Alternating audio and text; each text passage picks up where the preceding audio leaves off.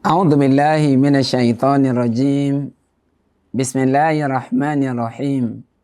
الحمد لله رب العالمين. خلق الخلق لعبادته وحده، وأشهد أن لا إله إلا الله وحده لا شريك له، وأشهد أن محمدا عبده ورسوله صلى الله عليه وعلى آله وأصحابه أجمعين. adọ́pẹ́ fún Ọlọ́run ọba tó dá gbogbo àgbáńlá ayé lápapọ̀. Ọlọ́run yìí ó dá gbogbo ẹ̀dá pátápátá kálíbà máa jọ́sìn fún ni.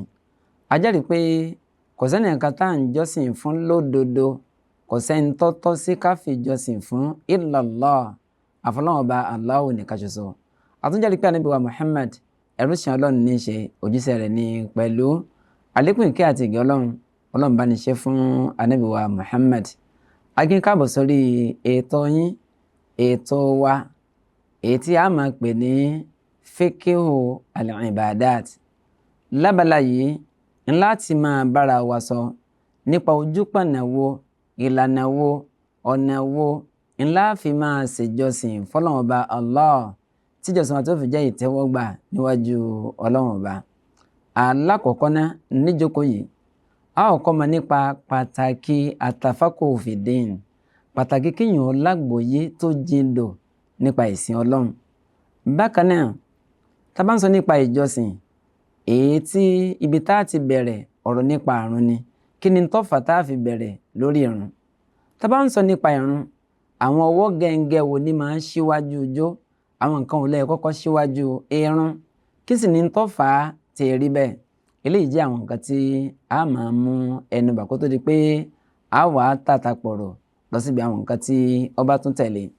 Tá bá ń sọ nípa àtàfàkù fìdín, ìlágbọ̀yé tó jíndò nínú ẹ̀sìn Ọlọ́run, ẹni Ọlọ́run ọba àlékè ọlá bá nífẹ̀ẹ́ sí lọ́lọ́run máa ń ṣe láàánú o. Ìmọ̀ lágbọ̀yé nípa ìmọ̀ fùrúà ni ó máa fíkíù dáadáa. Kódà lára ntí à máa sojú kòkòrò tọrọ oore rẹ̀ lọ́dọ̀ Ọlọ́run, lára rẹ̀ ní ọwọ́ o. Ẹjá lọ́wọ́ nínú al-hadith al-muttafaq alayhi, òjíṣẹ́ náà ọba sallallahu alayhi wa sallam ó ń sọ ń bẹ̀ wípé man yuridillahu bihi khayran yufaqihu fid-din. ẹni lọ́wọ́ ọba àlékè ọlá tó bá ro dáadáa rò, ẹni lọ́wọ́ bá fẹ́ dáadáa fún, ẹni lọ́wọ́ bá fẹ́ kó ṣe oríire tayé àti àlùkìyámà, yufaqihu fid-din. ntọ́lọ́wọ́ bó ṣe fún nítọ̀ ni pé yóò jẹ́ ó gbàgbọ́yé dáadáa, àgbọ́yé tó jíndò nípa ìsìn Ọlọ́run. Abẹ́lẹ́ ọba subhanahu wa ta'ala, àgbọ́yé tó jíndò nípa ìsìn Ọlọ́run wá jogún rẹ̀ fún ẹnì kọ̀ọ̀kan wa, ọlá ìpè méjì rẹ̀ Ọlọ́run, ọlá la ilaha illallah. Níbi ìyá wa tún bọ́ síbi ìdí pàtàkì tọ́lọ́run ọba tó fi dá wa. Mo ìsọnù mọ̀kọ́dímà pé Ọlọ́run lòun ò torí nǹkan kan míì dá wa ju pé láti máa jọ́sìn fún Ọlọ́run lọ. Nínú suratu Dhariyat, wa ma khalaqtul jinna wal ins illa liya'budun. Nítorí kíni kan déèyàn àtàlùjànnú tayọ kálíbà máa jọ́sìn fíìmù Ọlọ́run ọba. Tá bá ń sọ nípa ìjọsìn, àwọn tí ń bẹ lábẹ́ ìjọsìn ọ̀pọ̀, ṣùgbọ́n lábala yìí Fiqhul Ibadat ò ní a máa mú gbọ́. Fíkìú gangan lódindi ọ̀nà bíi mẹ́rin làwọn onímọ̀ ò ní wọ́n pín sí. Fiqhul Ibadat ó ń bẹ lọ́tọ̀, Fiqhu al-Usra òun náà ń bẹ, Mu'amalat òun náà ń bẹ, al-Jarā'im tàbí Uqubat òun náà ń bẹ. Fiqhul Ibadat ń lọ ń ṣàlàyé nípa ojúpọ̀nà bó la ṣe jọ́sìn fọ́lọ́run ọba adẹ́dà. Mu'amalat òun ń sọ nípa títà rírà, ìbálò láàrin ara wa síra wa, àwọn òǹdè wo ń ló dè wá, àwọn èwo ń ló tún wálẹ̀ níbi Mu'amalat òun láti máa ṣe lẹ́yìn. Ní pé ọjà wo mùsùlùmí lè tà, ọjà wo ló lè rà, ọjà wo ló gbọ́dọ̀ tà, ọjà wo ló gbọ́dọ̀ rà, Mu'amalat ní sọ nípa lẹ́yìn. Nígbà tí ó sẹ́rọ̀ tí ń sọ nípa mọ̀lẹ́bí, nípa lọ́kọ láyà, bó la ṣe fẹ́ obìnrin, àwọn ojúṣe àtàwọn ẹ̀tọ́ wo ló yẹ ká ṣe fáwọn ìyàwó wa, èwo làwọn náà ó ṣe gẹ́gẹ́ bí ìdápadà fún ọkọ wọn. Fiqhul Usra ń lọ ṣe lẹ́yìn. Bí pẹ́ǹtù kẹ́ bá wá ṣẹlẹ̀ láàrin lọ́kọ láyà, kí lójútu rẹ̀, ọmọ tí àti àbí ń kọ́, bó la ṣe ṣe lórí ọmọ, àti bẹ́ẹ̀ bẹ́ẹ̀ lọ.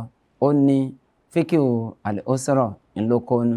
Nígbà tí al-Jarā'im tàbí Uqubat tí ń sọ nípa àwọn ìjìyà tí ń bẹ fún ẹ̀ ń bá dá ọ̀ràn kan àbó míì níbi fíkì wọn kò bá ibẹ̀ láti rí eléyìn.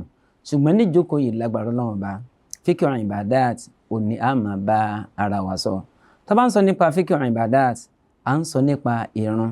Tá bá kàn sọ wípé sọ̀láàt ní tí ń bẹ lábẹ́ sọ̀láàtù ọ̀pọ̀ o. Nígbà tá bá ń tú kẹ̀kẹ́ rẹ̀ lẹ̀ láwárí wípé àṣebí àṣẹrun àṣojúbà kan tí ẹ ṣe ń wí àṣotì ẹ̀ jùlọ. À ń sọ nípa zakat, à ń sọ nípa sọ́ọ̀m, àwẹ̀ gbígbà, zakat ní yíyọ, à ń sọ nípa iṣẹ́ hajj àti bẹ́ẹ̀ bẹ́ẹ̀ lọ. Ìyẹn là ń pè ní fíkì ìbàdàt. Ibi ìrun ibẹ̀ láti wá bẹ̀rẹ̀. Tá bá ń sọ nípa àsọ̀láàt ìyẹn ìrun kíkí ntọ́ pàtàkì pọ̀ ní tí mùsùlùmí tíyàn gbọ́dọ̀ mójútó. Òjíṣẹ́ náà bá sallallahu alayhi wa sallam ó jẹ́ àmọ̀ wípé àkọ́kọ́ tí wọ́n kọ́kọ́ tú wò nínú iṣẹ́ tèmi àti yín tó bá jẹ́ ìgbìnà àlìkíyàmà ìrun ni ó. Ẹ̀ ń bá wá rírun kólẹ̀ lódindi tí ìrun rẹ̀ tó jẹ́ tẹ̀wọ́gbà àjẹpẹ́rú ẹni báwọn àwọn iṣẹ́ ìjọsìn míì tó bá tún ṣe yóò jẹ́ ìtẹ̀wọ́gbà níwájú Ọlọ́run bá Ta'ala. Ṣùgbọ́n tọ́bẹ̀ ilé forí sanpa tọ́bẹ̀ ilé kùnà lábala àrùn àánú Ọlọ́run nìkan ló kù o táwọn iṣẹ́ yòókù tí ó fi jẹ́ tẹ̀wọ́gbà níwájú Ọlọ́run bá Ta'ala. Yẹn ni wípé lára pàtàkì ìrun ònu lára ẹ̀ tún ni wípé ìrun ni al-fariqa bayna al-muslimi wal-kafiri. Ìrun ni ó jẹ́ àmọ̀ wípé eléyìí mùsùlùmí ni eléyìí kèfèrí ni. Al-ahdu alladhi baynana wa baynahumu s-salah. Àdéhùn tí ń bẹ láàrin wa àtàwọn tí wọ́n ṣe mùsùlùmí oní kí wọ́n máa kírun. Ẹ̀ ń bá ti ń kírun oní mùsùlùmí. Ẹn tí ò bá ti kírun irú ẹni báwọn kìí ṣe mùsùlùmí máa o. Yẹn ni pé baynal muslimi wal kufri aw shirki tarku salah. Ọwọ́ tíntín ní tó kù tí mùsùlùmí àná tí ó fi padà di kèfèrí lónìí òní kó gbérun jù sílẹ̀. Eléyìí náà ń sọ nípa pé ìrun ó máa pàtàkì pọ̀ níwájú Ọlọ́run. Ànírun tá à ń sọ nípa rẹ̀ yìí tanha anil fahsha'i wal munkar. Ìmọ̀ ń gba àwọn àwà tí ò da àwọn àwà tó burú jáì àwọn àwà tó kàn kọ́ ìmọ̀ ń gbà á lára ẹni tí bá máa ń wo ìwà ń tẹ́lẹ̀tẹ́lẹ̀. Arákùnrin kan wá bó Òjíṣẹ́ Ọlọ́run Ọba sallallahu alayhi wa sallam ó ní Òjíṣẹ́ Ọlọ́run Ọba aládùúgbò mi lábala àjọsìn excellent ni o èèyàn pàtàkì ni o kódà a máa jí lóru a máa ṣe náfìlà o a máa ṣe gbá o ṣùgbọ́n lọ́sàn-án ọjọ́ ń bí ẹni tí ń fẹ́ wọ́ Ànábì ní sẹ́wọ́ ní kírun àwọn ní kírun ìrun tí ń kírun náà ni ó gba tí ọ̀dà tí ń bẹ lọ́wọ́ rẹ̀ ìrun ni ó gbà á lẹ̀ lọ́wọ́ rẹ̀. Ó fi jẹ́ pé àwọn tẹ̀rìbàwì yún wọ́n jẹ́ àmọ̀ wípé tó ń bá ń pè ọmọ ọdún méje bọ̀ ká máa ṣe àkíyèsí àwọn ìwà kan tí ò sí lọ́wọ́ rẹ̀ tẹ́lẹ̀tẹ́lẹ̀ yóò padà máa wà lọ́wọ́ rẹ̀. Lára ẹni pé yóò máa parọ́ lára ẹni wípé yóò máa jalè. Kí láwàá fi kojú rẹ̀ sòhúnà yẹ àti ìdọ́rù sọ́lá sọ ajẹ́ pé ìrun láwàá fi kọ́ ńlá fi gba irọ́ pípa ńlá fi gba olè jíjà àtàwọn ìwà míì tí ọ̀dà ńlá fi gbà lọ́wọ́ rẹ̀. Eléyìí náà tún tọ́ka sí pàtàkì ìrun nínú ṣẹ̀ríà Islam. Tá bá wo inú Al-Qur'ani alápọ̀nlé àwọn ọ̀nà oríṣiríṣi lọ́lọ́run gbà tí pa wá láṣẹ nípa ìrun. Ìgbà míì ló sọ pé àkíyèmú sọlá tí ó sọ yanya bá ń pé ẹ máa gbérùn nàró fọ́lọ́run Ọba yẹn ni pé ẹ máa kírun wákàtí 5. Ìgbà míì ó lè máa sọ nípa àrùn kó tún máa sọ nípa sùúrù lẹ́gbẹ̀ẹ́ rẹ̀ tí ọmọ wa pa á láṣẹ wípé àti rún o àti sùúrù o àti faradà o méjèèjì ẹ máa fi ṣe àtẹ̀gùn ẹ máa fi béèrè ìrànlọ́wọ́ lọ́sọ́dọ̀ Ọlọ́run Ọba lórí ilé kókó ọ̀fìn tẹ́ẹ̀jìn sí inú rẹ̀ ẹni pé pa ìrun pọ̀ mọ́ ìfaradà sùúrù méjì fi bẹ̀rẹ̀ oore ìtọ́ bá ń fẹ́ lọ́dọ̀ Ọlọ́run. Abó tiẹ̀ wà nú ọ̀fìn kan méjèèjì lọ kó jẹ́ sábàbí tọ́ba adẹ́dà tí ó fi là yín kúrò nínú ọ̀fìn tí ẹ wà ní inú rẹ̀. Yẹn ni pé ìgbà míì Ọlọ́run á máa mọ̀ràn wá báwọn. Ìgbà míì tọ́nà ọba bá sọ nípa àrùn ó lè sọ nípa àwọn ẹ̀san kàbìtì bàǹbà èyí tí ń bẹ níbi ìrun. Gbogbo eléyìí náà ó ń jẹ́ àmọ̀ wípé tá a bá ń sọ nípa àrùn o ìṣẹ́ ńlá ńlọ́jẹ́ níwájú Ọlọ́run Ọba abẹ́lẹ́wọ̀n Ọba subhanahu wa ta'ala àwọn tá a ti ń ṣe sọ̀láàtì náà Ọlọ́run ṣe ní tẹ́wọ́gbà fún wa o. Àwọn tí ò tí ì rọrùn fún láti máa kí abẹ́lẹ́wọ̀n Ọba dẹ́dàá Ọlọ́run bá nìrọ̀ fún wa gbogbo wa pátá káwájọ wọ àlùjánnà onídẹ̀ra kọ́lá ikú méjì Ọlọ́run ma dhalika 'ala Allahi bi aziz kò sọ̀rọ̀ fọ́lọ́run Ọba láti ṣe fún ẹ̀dá. Yẹn nípa à ń sọ nípa pàtàkì ìrun nù. tá bá lọ wo àwọn tírà tó ń sọ nípa fíkíù, a rí wípé tá bá ṣe àkíyèsí ọ̀pọ̀lọpọ̀ àwọn onímímọ̀ wa tí wọ́n bá fẹ́ sọ nípa ìjọsìn, wọn a máa sábà bẹ̀rẹ̀ pẹ̀lú sọ̀láàtù. Kí wọ́n tó wá sọ nípa sọ̀láàtù, wọ́n ó kọ́kọ́ sọ nípa tọ̀hárà náà. Ìtọ́fà ni wípé béèyàn ó bá kírun, tọ̀hárọ̀ òní yóò ṣíwájú ná. Òjíṣẹ́ náà sallallahu alayhi wa sallam sọ pé miftahu sọ̀láàt, kọ́kọ́rọ́ tá a fi sírun, tá a fi wọnú ìrun, ìtì máa ń kọ́kọ́ síwájú kírun ó tó tẹ̀lé lẹ́yìn àtòhóró ni. Yẹn ni pé èyàn ó ti kọ́kọ́ ṣe ìmára náà. Nígbà jẹ́ wípé ìrun tá a fẹ́ kí, a sọ wípé ìmára òní ó síwájú. Táwọn àfáà tí wọ́n bá tún wá sọ̀rọ̀ kí wọ́n tó bọ́ síbi ìrun, wọ́n ó tún wá sọ nípa omi. Nígbà jẹ́ pé tá a bá ṣe ìmára ọ̀hún, ìmọ̀ ká lo omi, tá a bá wá rí omi tá a lè lò, àbómi tí ẹ ń bẹ kò tó nǹkan tá a lè fi ṣe ìmára, a wà á lo díẹ̀ tí ń bẹ ń táyà máàmù ńlá wà á fi pé ìyókù. Sọ̀rọ̀ ló fi jẹ́ wípé báwọn àfáà bá fẹ́ sọ nípa fíkíù, tọ̀hárà wọn ó fi kọ́kọ́ bẹ̀rẹ̀ látàrí wípé àtọ̀háratu min aukadi shuruti sọ̀láàtì ńlọ́wà nínú àwọn májẹ̀mú ètò kanpá jùlọ léyìí tó ṣe pé ìmọ̀ léwájú ńlọ́wà. Àti pé tá a bá ń sọ nípa sọ̀láàtì, à ń sọ nípa mashrut.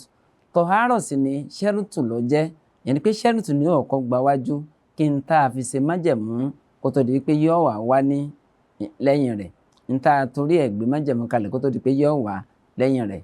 Díẹ̀ tó jẹ́ pé báwọn àfáà bí wọ́n bá sọ̀rọ̀ nípa ìrun, ibi tọ̀hárọ̀ òní wọ́n ti bẹ̀rẹ̀. Wọ́n bá ń sọ nípa tọ̀hárọ̀, wọ́n máa sọ nípa omi èyí tó ṣe wípé a fi mọ ara náà. Eléyìí jẹ́ abala kan. Abala tó wá tẹ̀lé ni wípé tá bá wá ń sọ nípa ìmára ọ̀hún gangan, kí ni tí ń jẹ́ bẹ́ẹ̀ ní èdè Lárúbáwá? Bákan náà, kí làwọn àfáà kí ni wọ́n ń pè é? Tá bá ń sọ nípa tọ̀hárọ̀ ní èdè Lárúbáwá, à ń sọ nípa an-nadhafatu wan-nazaha min al-awsakhi al-ma'nawiyyati wal-hissiyya. Yẹn ni pé à ń sọ nípa ìmára, ìmọ́tótó, ìfọ ara mọ́ kó ń bí àwọn ìdọ̀tí, kó ń bí àwọn èérí, yálà èyí tá a fojú rí sójú ni àbí èyí tó ṣe wípé a fojú rí sójú. Yẹn ni pé tá a bá ń sọ nípa ìmára, èyí tá a lè fọwọ́ fọ̀ ọ́ ń bẹ, èyí tó ṣe pé kò bùkátà sómi àtọwọ́, kò bùkátà sí ìgbálẹ̀ ọ́ ń bẹ. So ìyẹn ni pé n ti ń jẹ́ tọ̀hárọ̀ ní èdè Lárúbáwá nù. Ṣùgbọ́n lọ́dọ̀ àwọn àfáà, oríṣiríṣi ta'rifat òní àmúwá tá a bá ń sọ nípa sọ̀láàt. Lára tí a sọ ni wípé irtifa'ul hadathi wa izalatul najasa. Irtifa'ul hadath yẹn ni wípé a ti ṣẹ̀yọ́ lẹ́yìn ìgbà tá a ṣe àlùwàlá tán, àbá àti ẹ̀ ti ṣe igá, a ti ṣègbọ̀nsẹ̀. Àìbẹ́ẹ̀ tí ẹ̀kọ́ atẹ́gùn kan ti jáde láti ibi abẹ́ wa, èyí tí a máa ń pè ní ìsó. Bí lẹ́yìn bá ti lè ṣẹlẹ̀ táì ti ṣàlùwàlá síwájú, a lẹ́tọ̀ọ́ láti jọ́sìn fọlọ́run o tí tá a fi ṣe ìmára. La yaqbalu Allahu salata ahadikum idha ahdatha hatta yatawaddaha. Ọlọ́run bá dẹ́dà kò ní gbàrún ẹnìkan nù yín o. Kí lẹ́sẹ̀ rẹ̀? Kò lẹ́sẹ̀ kan ju wípé ahadatha, ẹ̀gbin ti jáde lára rẹ̀, ó ti ṣẹ̀yọ́, ó ti ṣègbọ̀nsẹ̀, ìṣógan ó ti tẹ̀lé. Ọlọ́run ní gbàrún rẹ̀ tó bá kí o hatta yatatahhara, tó nítọ̀hún tí ó fi rí wípé ó ń ṣe ìmára. Yẹn ni pé tá a bá ń sọ nípa tọ̀hárọ̀, yẹn ni pé irtifa'ul hadathi, igá tá a ṣe, ìtọ̀ tó jáde lára wa, ìsóhun, a wà bó o láṣẹ mú kúrò. Kí ni tá a fi mú kúrò? Kò sí tá a fi mú kúrò ju wípé a ṣe àlùwàlá, a ṣe lọ. Àìbẹ́ẹ̀ tí ẹ̀kọ́ nàjásà ká mú kúrò níbẹ̀, ètò yí wa lásọ, ètò yí wa lára, ètò yí àyè ibi tá a ti fẹ́ kírun. Izalatul najasa, àwọn ẹ̀gbin á mú kúrò ńbẹ̀, ìmú kúrò ńbẹ̀ ń so lára tọ̀hárọ̀ òǹlò náà ò ní ọjẹ́. Tá bá ń sọ nípa tọ̀hárọ̀, ọ̀nà méjì làwọn àfáà òní wọ́n pín sí. Tọ̀háratun hissiyya wa tọ̀háratun ma'nawiyya. Pẹ̀lú ògbólóhùn tó bá di ní ìjókòó tí ń bọ̀ lágbára Ọlọ́run bá, èmi ní ń wá, ẹ̀yin náà ní ń bá lágbára Ọlọ́run bá. Ọlọ́run bá subhanahu wa ta'ala, ètí tẹ́ fi ń gbọ́ wa kò ní di ànáwó sí. Tá bá wá pàdé, a máa wá ṣe àlàyé nípa ọ̀nà méjì tí tọ̀hárọ̀ èyí tí ó pín sí. wala taqulanna li shay'in inni fa'ilun dhalika ghadan illa an yasha Allah. subhanaka Allahumma rabbana wa bihamdik ashhadu an la ilaha illa ant astaghfiruka wa atubu ilayk.